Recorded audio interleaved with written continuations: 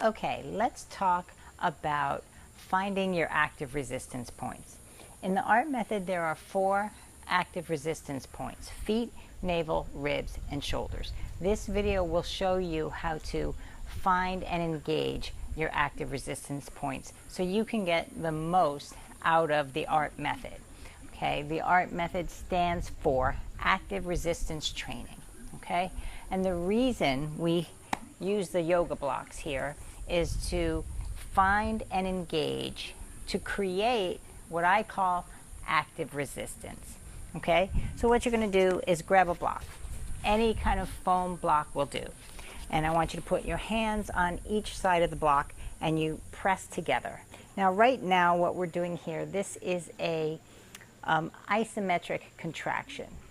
But I want you to pay attention to the feeling.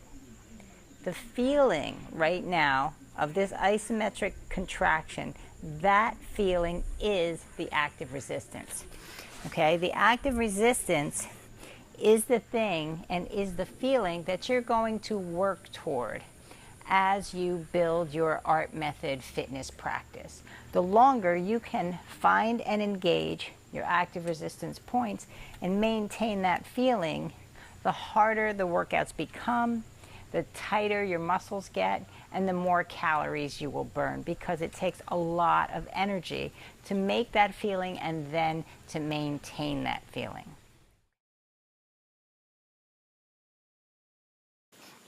Okay, so let's just take your blocks and we're going to look for a certain feeling. Okay, so first I just want you to lay your hands on the blocks.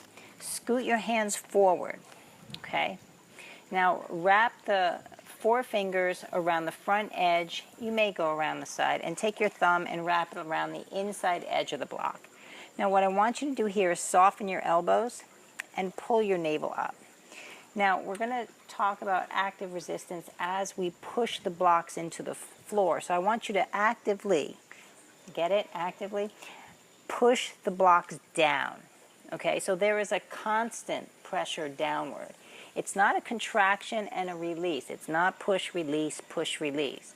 When you generate active resistance, it's constant.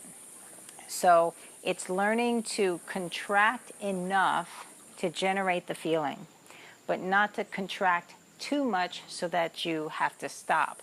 So inherently in the ART method is this sense of balance that is pervasive throughout the entire practice of finding the balance in how much pressure you're putting into the active resistance. Okay, so again, let's wrap your fingertips around the front edge of the block, wrap your thumbs around the inside edge. Pull your palm up. As you do that, push the blocks down. Now let's engage your shoulders. Active resistance point 1. So what I did, let's do it again. I pushed down and then I send the shoulders towards my hips. Notice that that moves your chin right level with the front edge of the blocks. Okay? And make sure you're maintaining that active resistance. Okay? There should be no looseness in there. Okay? Let's try it again. Wrap their fingertips around the front edge of the block. Pull the navel up. Now drag and push the blocks into the floor and slide the shoulders towards the hips. Okay? Now your navel is pulling up. Your ribs should be in line with your abdominal wall. That is your second and third active resistance point. So now let's go over that just a quick second. Put one hand on your navel. Put one hand on your ribs. Now just let that go. Okay, you see what happens when you let that go? Now just pull your navel back. Don't squeeze your butt. So watch as my hips, I'm going to let it go. Watch as my hips move forward as I pull my navel back. The important thing to note here, I'm not squeezing my butt. Okay, I'm not just launching the hips forward and squeezing my butt. There's a lot of muscle here. You don't want to use this muscle to keep your hips in line with your ribs.